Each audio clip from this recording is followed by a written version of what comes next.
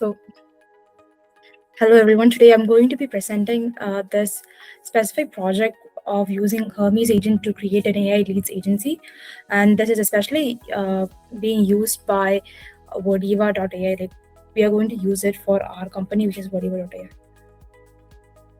So, why did we choose Hermes? eh, Hermes as the main agent.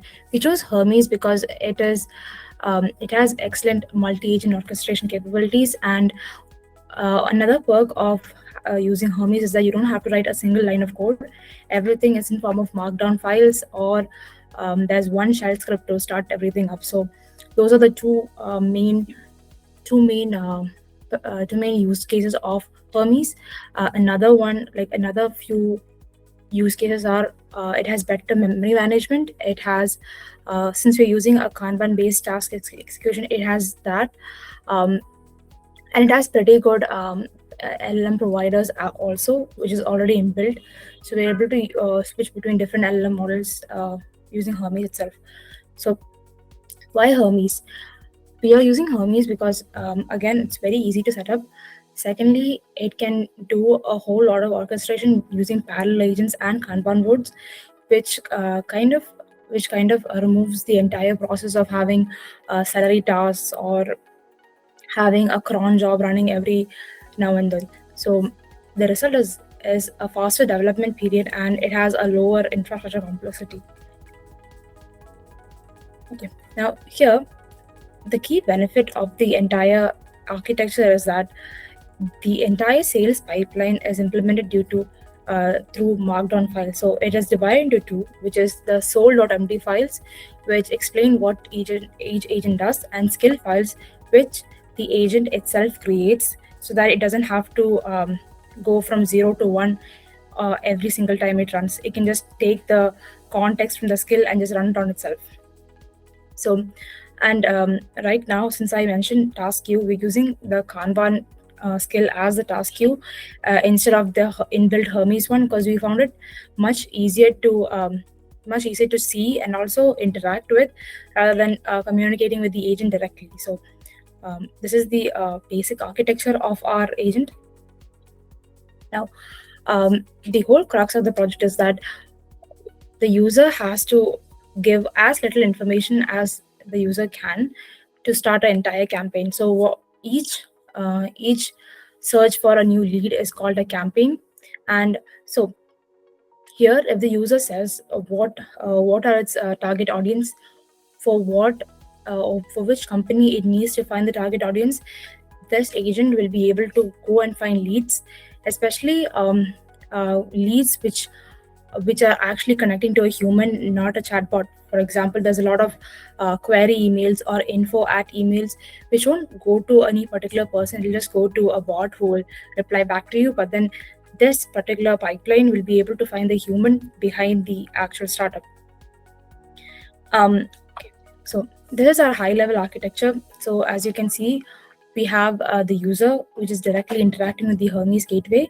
Hermes over here, even though it acts as an orchestrator, we still do have a sales orchestrator, so that we're not completely dependent on the inbuilt orchestration system that Hermes is offering.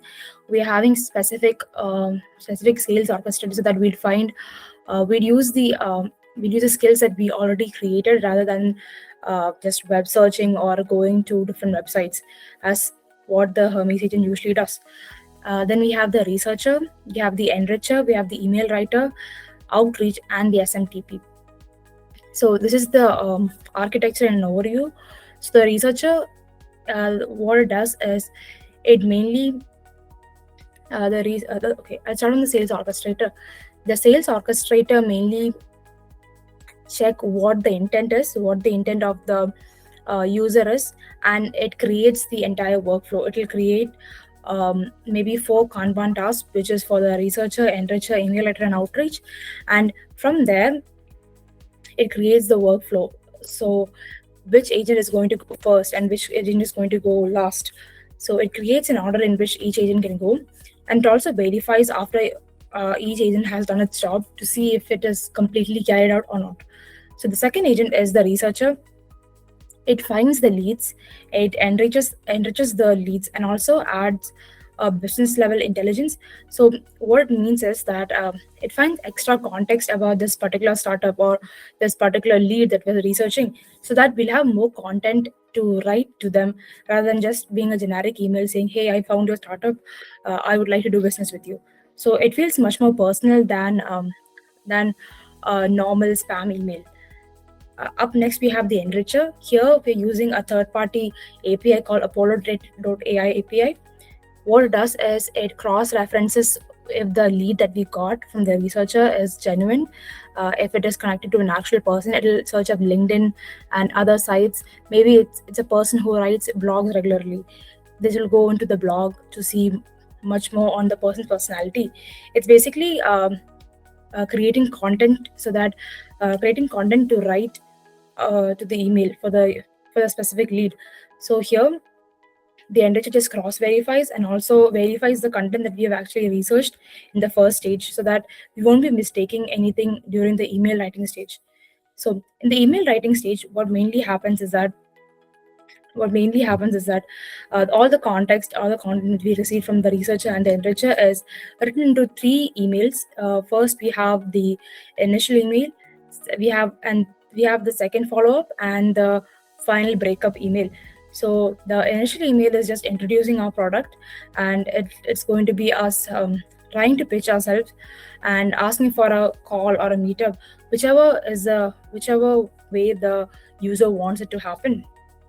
The second would be just a nudge to ask if the user is still on the fence about using our specific product, or if they want more information. And the third would be, I get that you guys are busy, but we would have loved to work with you.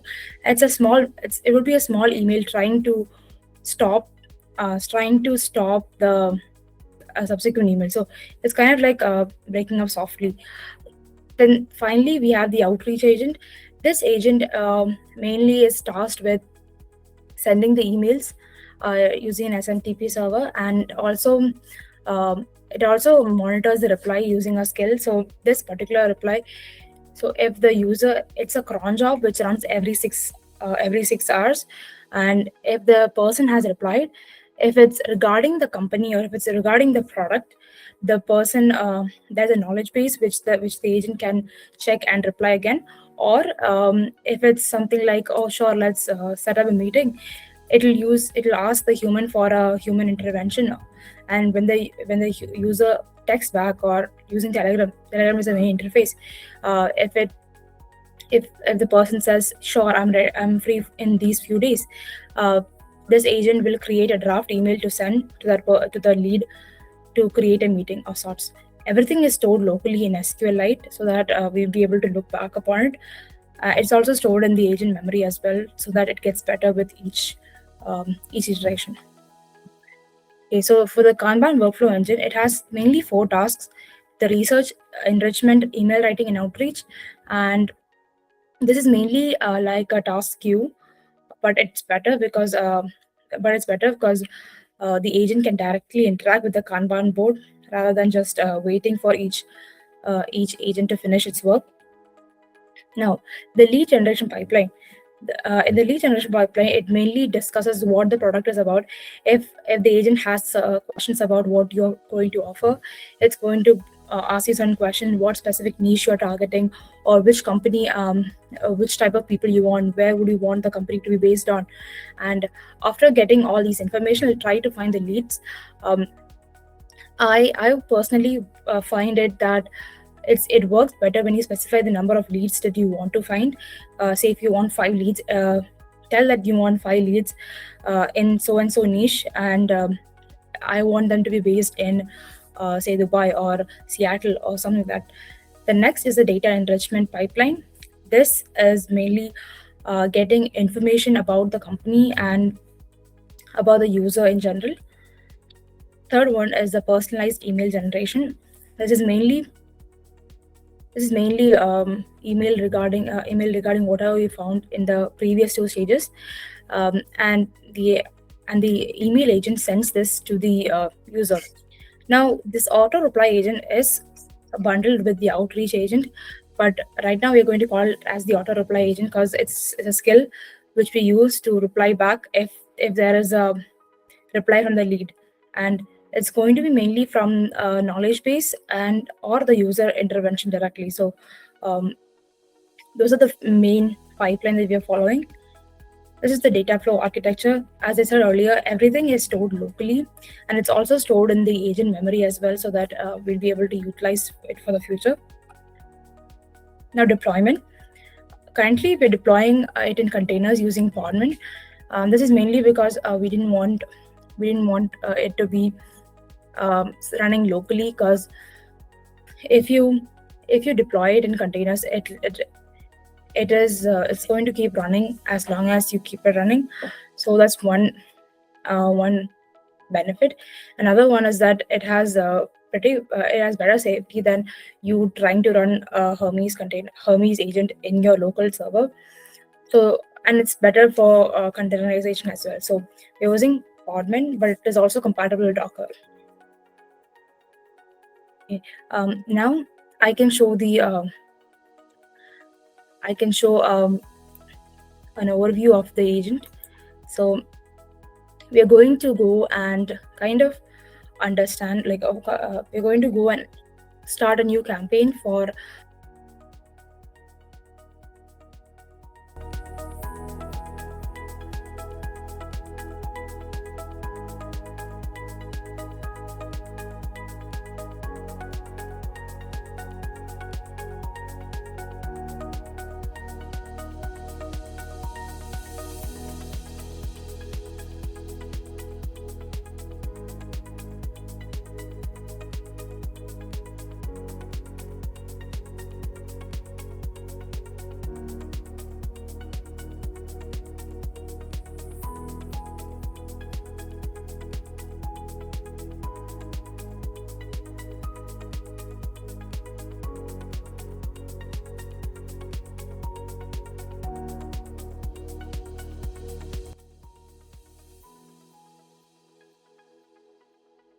it is asking for details about the product.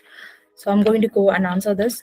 So the first one, company name, going to give a generic.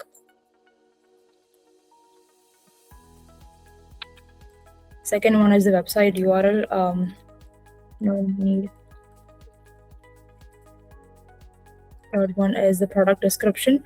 We mainly handle billing for major companies.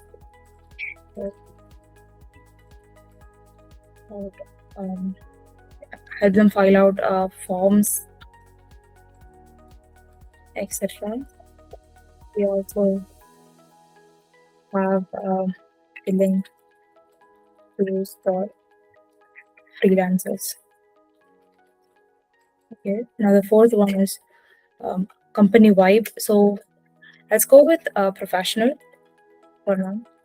Professional vibe.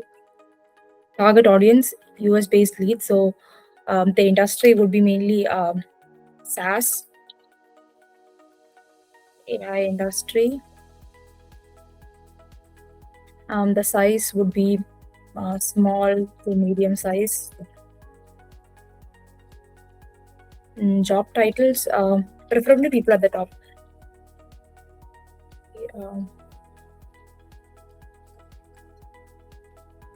Other managers. For 6, we have number of leads. We said at least 2. Okay, I'm going to be sure that I need 2 leads.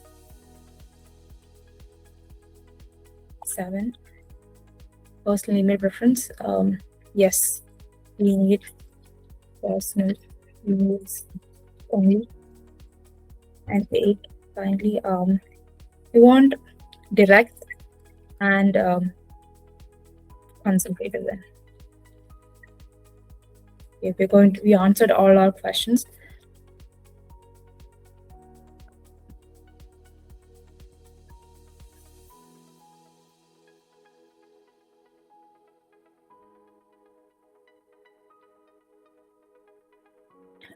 in the beginning when you set up, there's going to be a few permissions which you have to pass out on.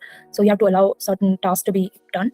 It's not happening right now because it's not my first time running. So you just have to keep on allowing it. It's just asking to run a terminal command to find if there are any skills or not.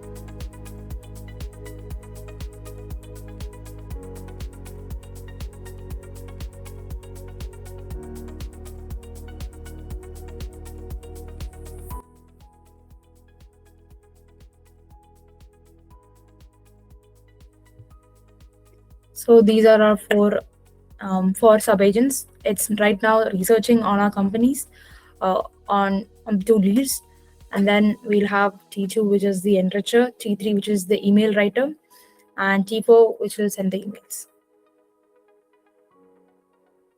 And I've given a previous command that after the email writer is done, we have to pause before sending a new email so that I'd be able to cross verify if it's correct or if it leads. It's completely optional. You don't have to do it. You can directly send the mail, but then I'd just like to look and before sending the mail. We have the Kanban dashboard running. So okay, so this is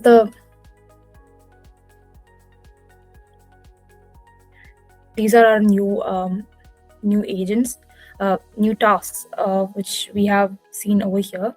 It's just a visualization. It's a TUI which you can visualize what each agent is doing. So currently in progress, we have the find two US-based SaaS or AI leads for Acme Corp. You can also see the leads happening over here in real time.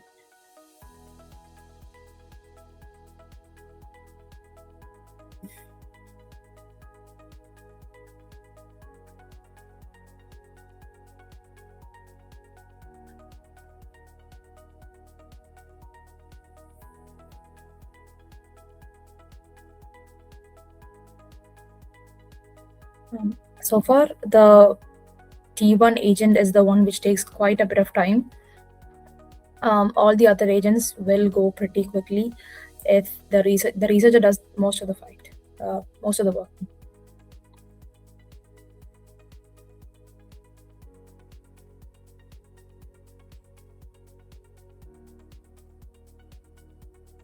So you can see how it's researching over here.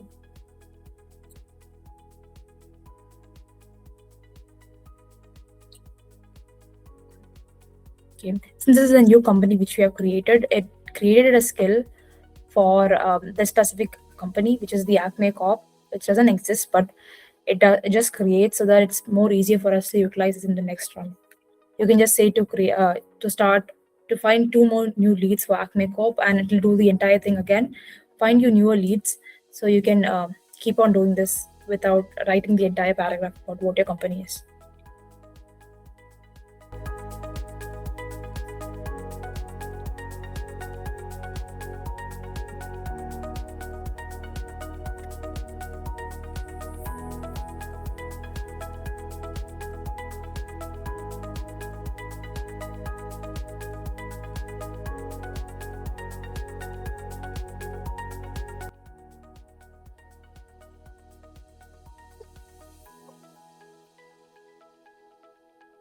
While this happens, I can show you a few processes which are already done and how it would look like in an actual production. So this is for Vodeo.ai. We're going to find two small or medium-sized enterprises which are, and we are going to find the founders of that specific corporation, so that we can directly reach the person who makes the decisions. So as you can see,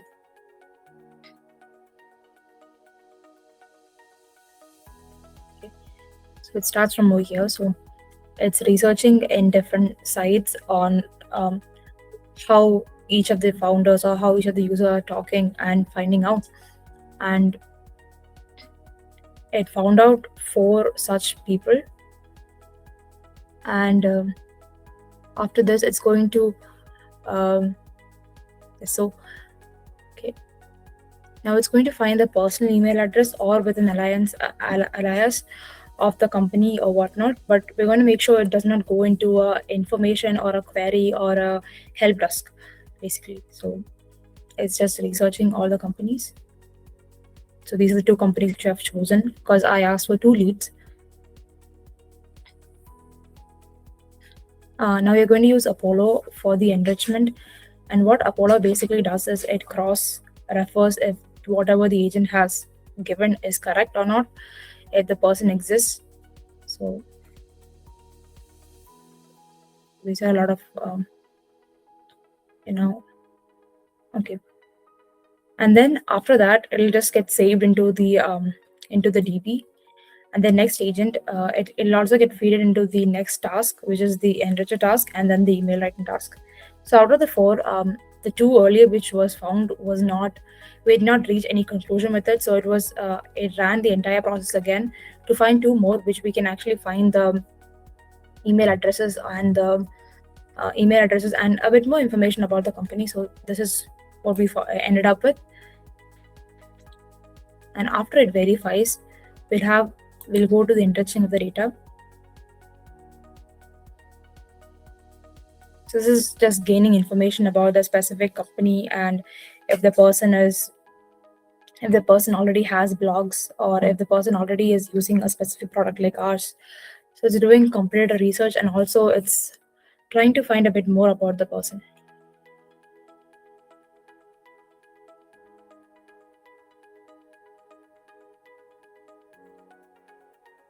Okay, so everything is confirmed.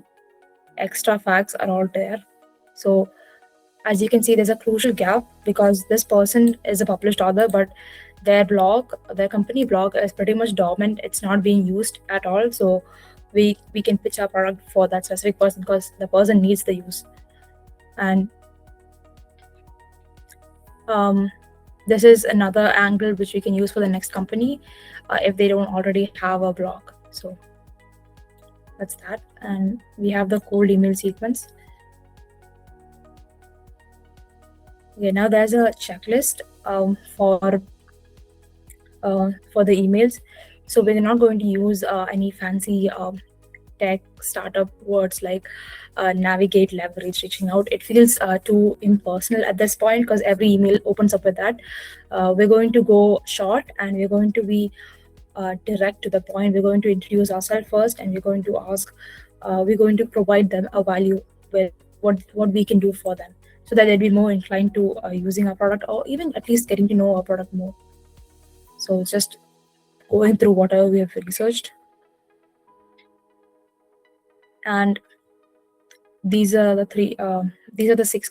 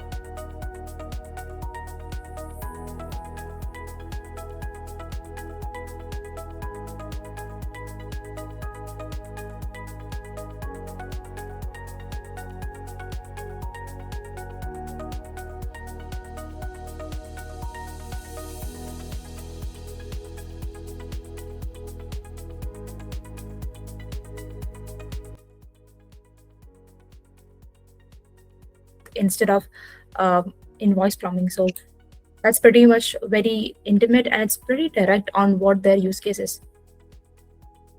And Okay. the same thing can be said for the other agents as well. So this is the second, it's the follow-up email, and this is the closing email to see if the person is still interested. If they are, they can reach out, but if it's not, we're not going to go and spam the email for a customer. Okay. Okay. So after the email, do we have anything to see in your setup? Yes, we have a skill called the reply monitor. So as I said earlier, Himalaya is going to check every 6 hours in a day to see if a person has sent an email or not, an email back or not as a reply, and from there it's going to reply back if it already has information.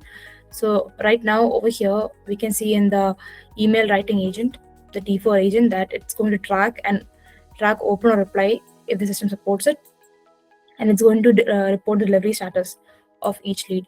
So this is what it's doing. So it's kind of like a skill in this particular agent itself. It's going to monitor the replies, and it's going to create, again, very specific replies for each of the leads.